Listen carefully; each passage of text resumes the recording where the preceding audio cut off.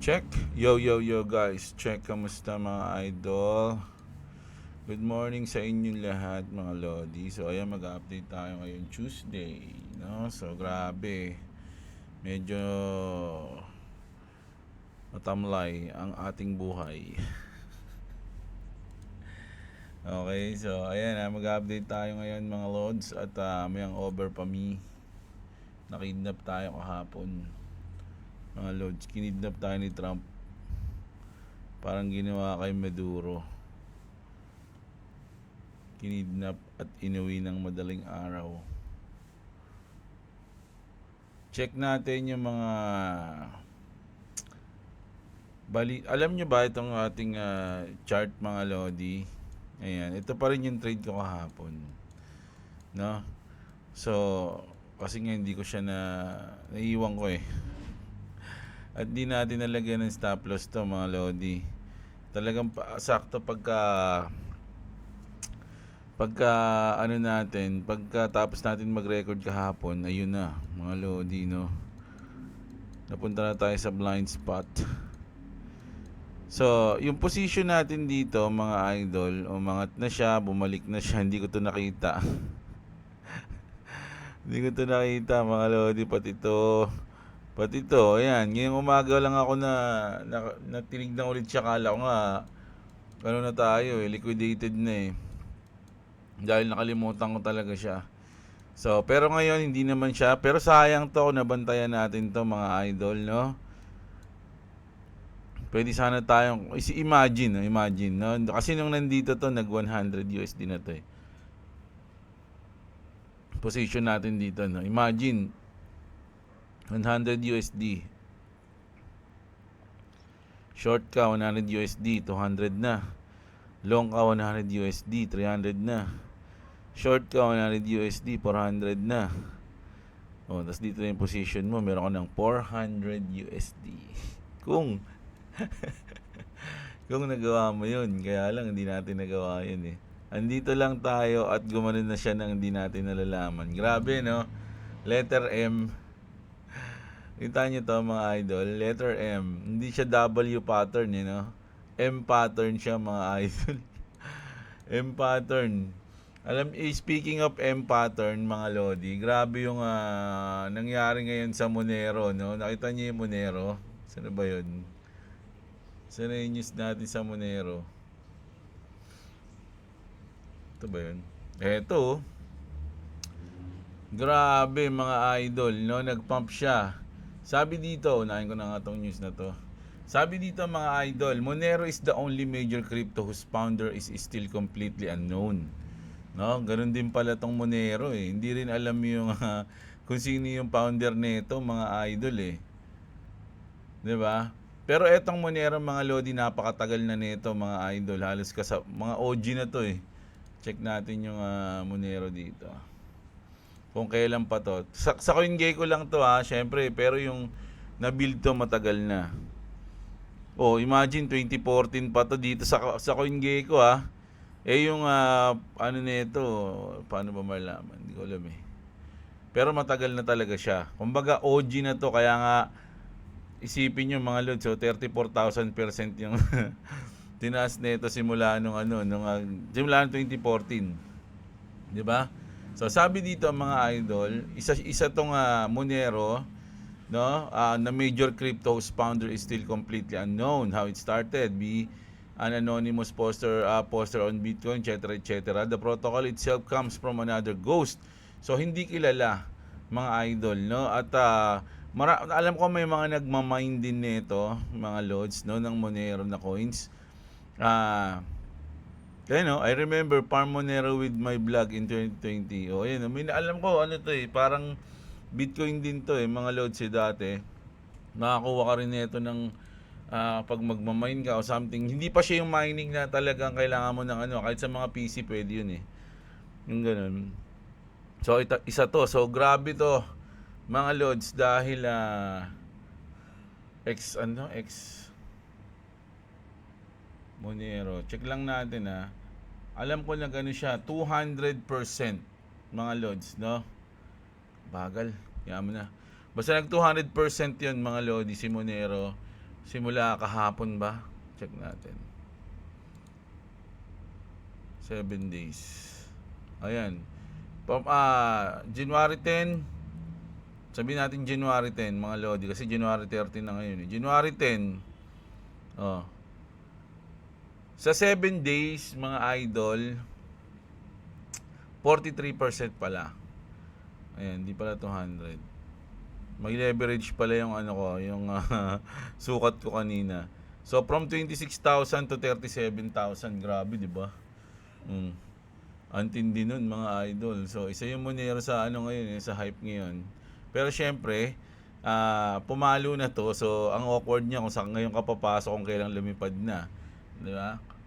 Yung mga nagtiyaga dito, yung mga naghintay, sila yung deserve yan kasi matagal na nilang hold, tapos nag-pump ngayon. Congratulations sa kanila, ganoon agad yun. So, punta na tayo dito, mga lods, no? Sa global news muna tayo, grabe. In a chilling event that has shocked the entire world, North Korean dictator Kim Jong-un has just pledged absolute and eternal support to every policy and decision of Russian President Vladimir Putin, describing it as a choice that will be constant and permanent, mga lods, no? So nag-pledge na si Kim Jong-un kay Putin. Marami nagsasabi na mahina na yung Russia ngayon, mga idol. Dahil bakit? Kasi syempre ubos na yung kanilang resources eh. Yung ilang taon nilang pakikidigma sa Ukraine, naubos na yung resources nila doon, mga lods. Alam nyo, sabi nga yung mga sundalo rin ng Russia, ayaw na rin makipag-participate pag doon sa Ukraine, mga lods. Kasi, syempre, parang magkatabi lang yan mga lodi. At yung iba dyan, parang magkakamag-anak na, may mga kamag-anak kakilala na sila doon sa Ukraine, di ba? Tapos, di ba, gigirahin nila yon. So maraming mga sundalo ng Russia yung umalis doon, mga lods. Halos 500,000 ata yung umalis eh. So ayun yung basa ko doon sa article na nakita ko nung nakaraan. Tapos syempre parang strategy din pala yon. Kasi naalala nyo, presidente pa si si Biden nung sinusuportahan niya yung Ukraine. Kasi kung hindi sinuportahan ng US yung Ukraine, hindi binigyan ng ganito, ng mga armas, hindi madali silang matatalo ng Russia, di ba? Kaya lang, sinuportahan sila. Ngayon, tumagal yung war. Bumilang ng taon. So, naubos yung resources ng Russia.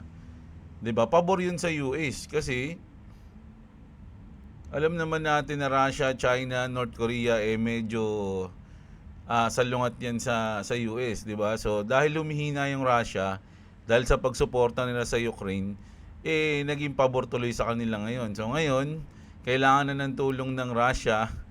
Isipin nyo, ang lit lang ng North Korea, mga idol. Di ba? Tapos hiningan, parang ang nangyari, kailangan ng tulong ni Putin. Di ba? Usually, sobrang lakas ng Russia dati, halos siya na nga yung leader Di ba? Pero ngayon, parang naramdaman yung hina ngayon ng Russia at syempre papasok yung suporta ng mga maliliit na bansa. Although may nuclear kasi itong North Korea kaya medyo may bilang mga idol Di ba? So ayan, nag-pledge na siya ng support kay Putin. So pero sa tingin ko wala to. Tawanan lang ni US to. Tawanan lang ng US yan, mga idol, no? Ngayon, lalo na ngayon si Trump yung leader, mga lodi. Sa tingin ko yung strategy ni Trump napakaganda ngayon.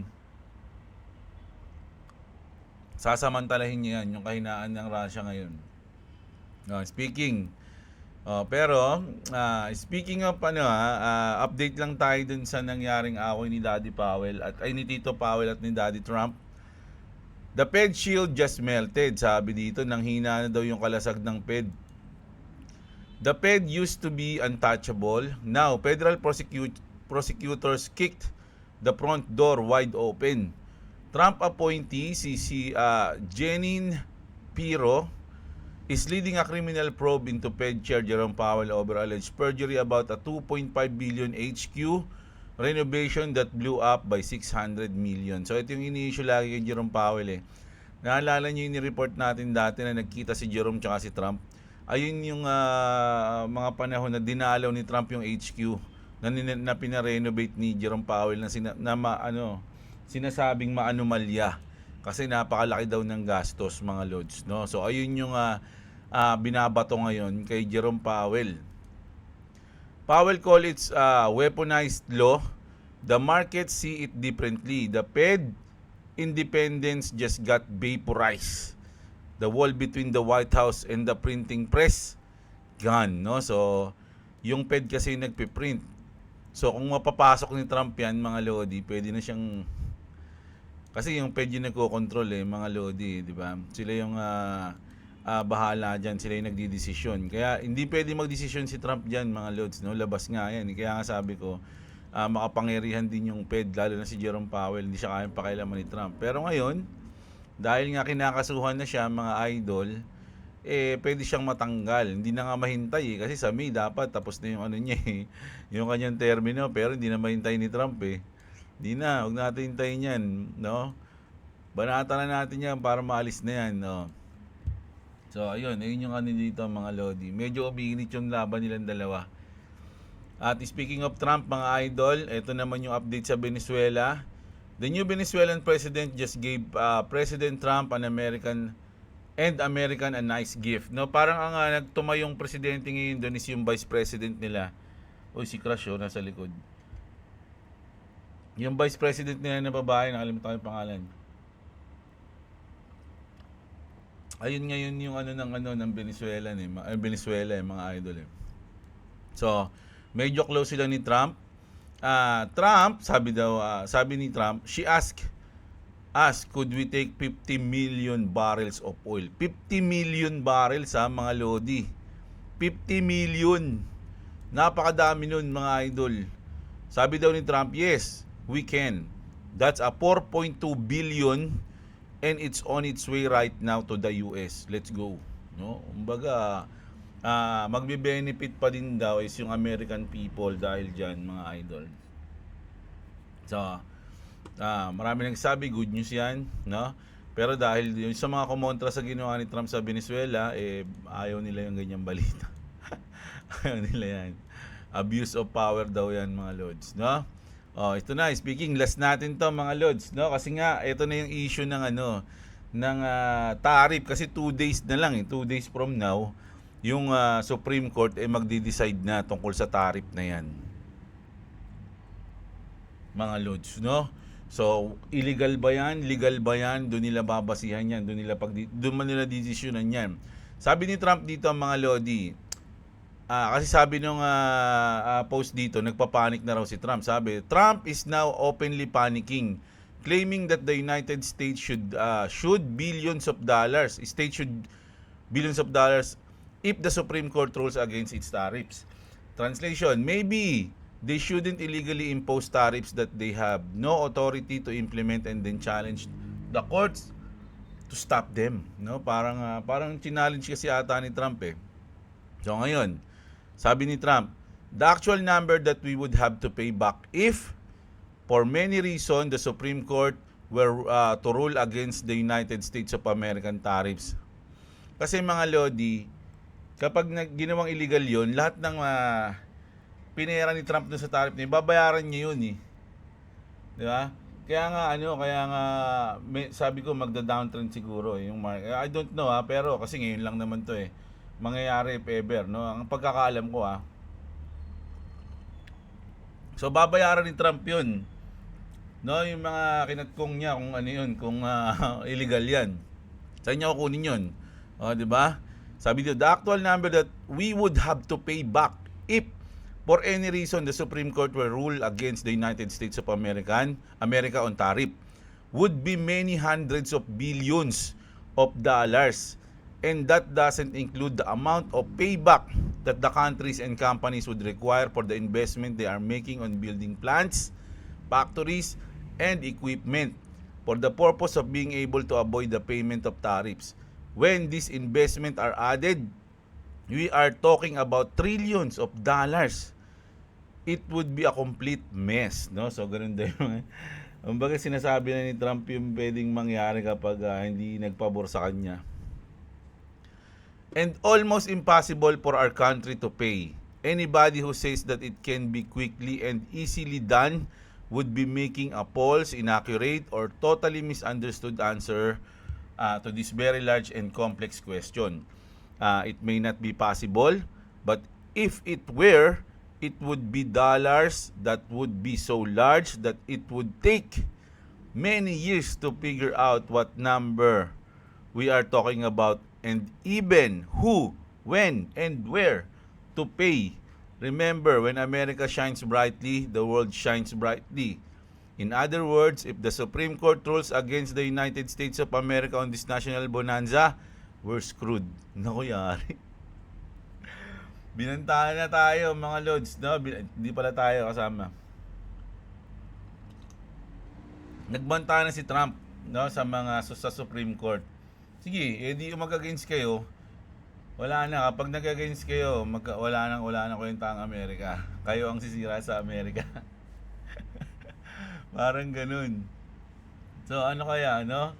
Naiipit yung mga Supreme Court dito, mga lods. Pag ginawa nila yan, mga idol, mararamdaman din nila yung hirap, no? Na ayun yung binabanggit ni Trump, no? Pwede mag-against kayo sa akin. Pag nag-against kayo sa akin, madadaman nyo rin, no? Yung mahirapan yung Amerika. So, ayun yun. 2 days from now, mga idol, mangyayari yan. Ay, bukas na pala to, 14. Sa bagay, ano naman advance naman tayo. So, 2 days from now pa rin yan. Dito sa Pinas, mga idol, no? So, hintayin natin to. Naku, kung kailangan na mag-short, hindi ko kasi talaga na to.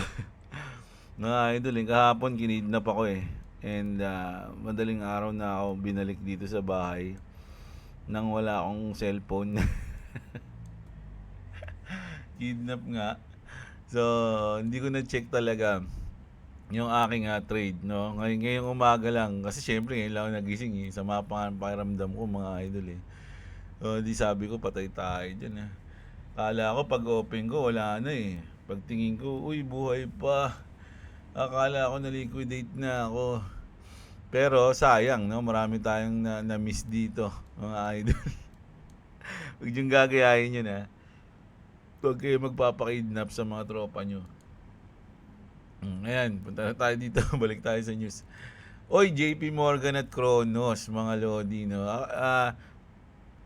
Sa mga meron ako kasi nito, mga lods Pero maliit lang naman na halaga.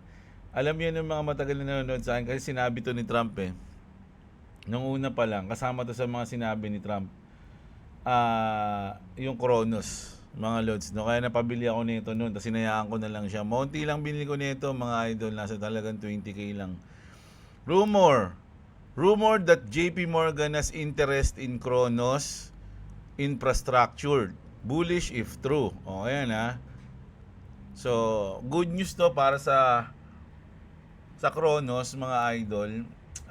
Alam ko nakabili ako noon, 2 piso ba? O 4. Kalimutan ko na Gano ba to ngayon? 5 pesos to ngayon. Check natin to ng 1 year. 1,005 na rin ako bumili nun Hindi pala. Kasi mga 4 bili ko dun ganito siguro. Ayan, 4 nga. 4 pesos. Nung bumili ako ng Kronos nun. Ayan, no? Good news to sa Kronos mga lodi. Matagal din na nahimik to. Ang tagal na walang news dito. Huling news dito, yung alam ko yung binanggit siya ni Trump.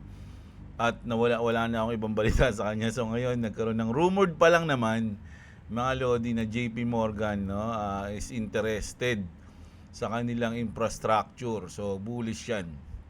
At eto, follow up tayo sa alam nyo nung nag-comment si Charles Hoskinson tungkol kay David Sachs, no? Kailan ba yun? Kahapon ba yun? Kahapon nga. Umaga. Kahapon. maraming sumang-ayon sa kanya at marami din namang nag-against sa kanya. So si Tim Warren ang nag-against sa kanya. Tim Warren says most people support Charles Hoskinson. Sabi niya, no? I disagree with his reasoning for leaving X. Wala na ata kasing account sa X si Charles Hoskinson. Nagpapa-interview na lang siya kaya nakita natin siya. If you stack up how many people hold Cardano because of his presence, no? Kasi nga syempre, pag may hold ka ng Cardano, parang aasa ka rin sa galawan ni Charles Hoskinson kasi syempre siya yung di ba? CEO, developers ng Cardano eh. So lahat ng kilos ni Charles Hoskinson pwedeng makaapekto sa token. Di ba? If you stack up how many people hold Cardano because of his presence versus the amount of people who refuse to buy the token because of his presence, it's not even close. No, kumbaga, mas marami daw marami daw nagagandahan din sa technology ng Cardano, kaya lang hindi sila bumibili. Ang reason dahil si Charles Hoskinson, mga lods, no? Ang ganda sana, kaya lang yung developers tupol parang ganoon. Ganun yung nila, yung mga reason nila. Pero yung iba naman, kumbaga bilang yung may gusto o mas idol si Charles Hoskinson kesa dun sa mga nachuchupulan sa kanya o na-assholean sa kanya. Marami nagko-comment kasi nun sa kanya na-asshole daw siya mga idol So, okay sana yung Cardano, kaya lang maraming against kay Charles Hoskinson. Hindi mismo dun sa technology, dun mismo sa developer, mga idol. So, ano kayo masabi nyo ron, mga lods, no? Medyo negative yun para sa akin. Hindi katulad nila. Pansin niyo yung ibang mga developers, di ba? Kasi si Charles Hoskinson nakikipag-interact siya masyado sa mga tao, tapos nakikipag-trust token siya Nakikipag-trust token siya sa mga nagtatrust talk sa kanya. Kumbaga pinapatulan niya yung mga nagko-comment sa kanya. Hindi katulad nila David Chua, sila Brad Garlinghouse. Wala, lang sila, nagre-report lang sila sa tao. Kumbaga, hindi nila pinapatulan yung mga bashers o kung ano man. Diba? Sinasagot lang nila yung mga question, tapos ko-comment lang, ganun ba? Sige, para silang AI. Hindi nagagalit. Nibigyan ka lang ng payo, tapos tatanungin ka kung ikaw, anong sa huli. Di ba, nagtanong ka, papaliwanagan ka, tapos sa huli bigla kang tatanong ng opinion. Ikaw, anong opinion mo dyan? Gaganunin ka. Parang AI ang putik. Di ba yung Charles Hoskinson, minsan nag-ano pa siya nagmumura pa yan May mga interview na gano'n na kapag may tumatrash talk sa kanya, papatulan niya. Kaya maraming naiinis sa kanya, mga idol, no? So, ayan. At eto daw, mga lodi, no?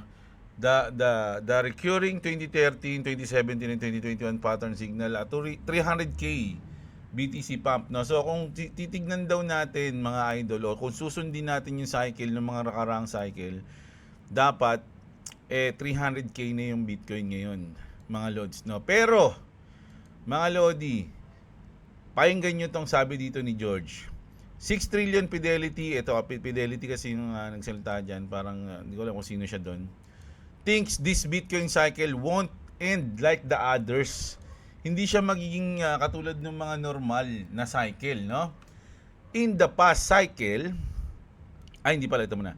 Fidelity is questioning the clean 4 cycle halving script most people still trade, no? O yung mga nagko-comment diyan na pang 4-year cycle, o ito paliwanag sa inyo. In the past cycle, Bitcoin top about 17 to 18 months after each halving, no, yung halving event. The pattern worked in 2017, it worked again in 2021. So it's easy to assume April 2024 started the same countdown, no? Kasi nga dalawang magkasunod na cycle, gumana But they say the structure has changed. Nag-iba na daw ngayon. ETF demand is constant and mechanical, not driven by retail euphoria. The US policy backdrop is no longer openly anti-crypto. Na? Kumbaga, hindi na sila anti-crypto no? No longer openly anti-crypto yung US. Yung nakaraan nga, sinabi nga, 'di ba, yung SEC tinanggal na nila yung crypto sa pagiging risk, no, asset. SEC ba yun, Fed? Di ba? Risk asset. And BTC is beginning to trade more like its own macro asset instead of just another risk on trade tied to equities, mga loads, no? So hindi na talaga siya katulad ng dati. Dati parang tago o kumbaga parang ang nauuna dati si mga whales, sumusunod lang yung mga retail sa bull market eh. Ngayon iba na ngayon, mga loads eh. Nauna na yung mga retail bago pumasok yung mga institution, mga big institution. So baliktad ngayon.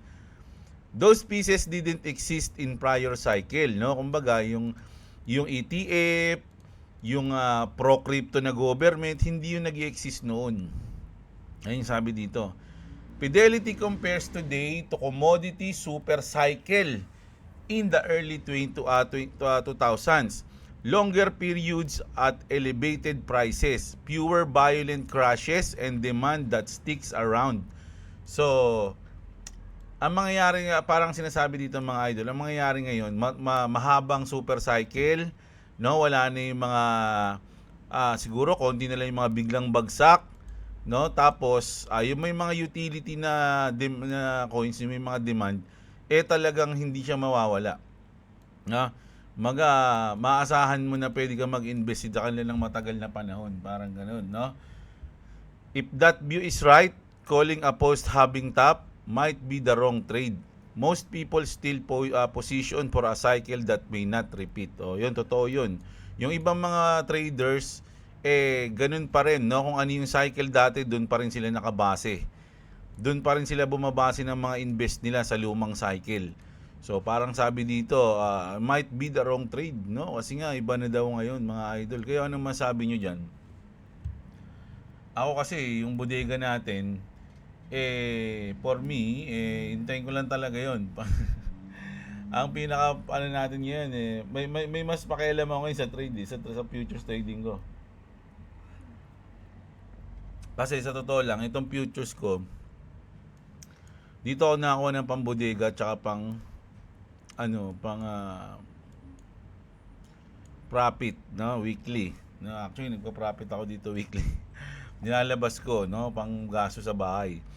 Pero yung aking, kasi ang ginagaling ako na rin talaga dito, mga loads, kasi nga ayokong galawin yung yung nakabodega sa akin.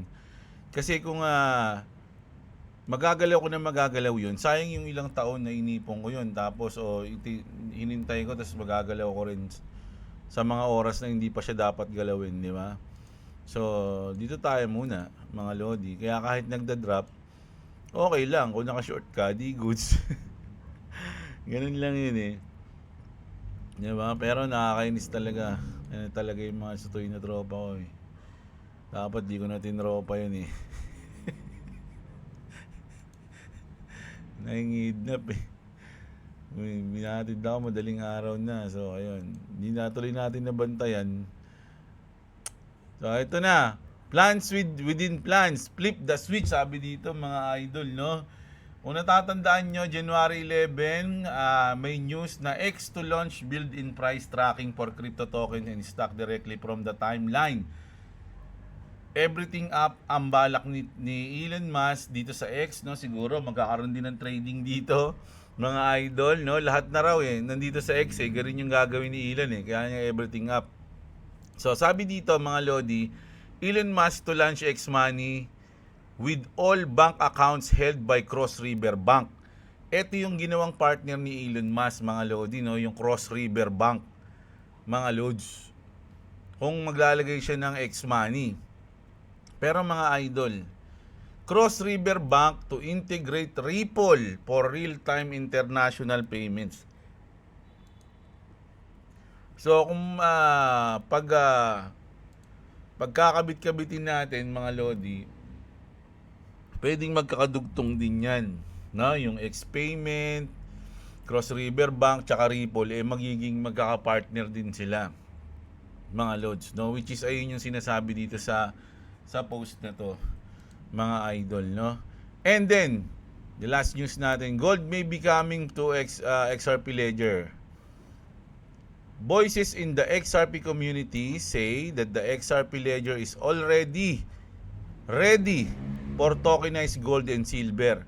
Phil Walk of ECA says Tokenized gold is coming to the XRP ledger with validators like BET highlighting the strong technical fit.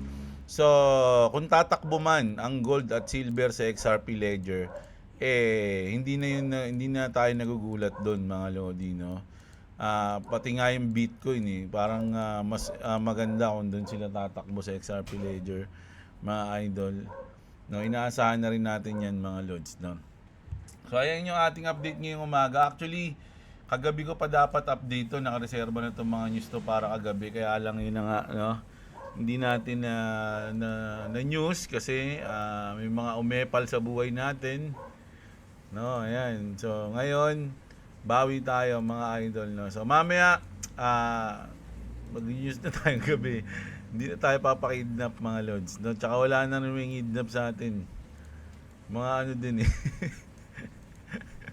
mabasag din lahat, mga lods, no? So may chance tayo mag-update mamayang gabi, mga lods. So kita-kita tayo mamaya. So mga idol, request lang pa-like ng video natin, at syempre subscribe kayo sa mga hindi pa nakasubscribe dyan, lalo na kung ayaw nyo magpahuli sa mga update globally, lalo na sa crypto space natin, mga idol. Subscribe na kayo. So ayun, kita-kits tayo, mga idol, mamaya. Maraming salamat sa mga nanood. Magandang araw sa inyo, mga kapatid. At what's up, mga idol.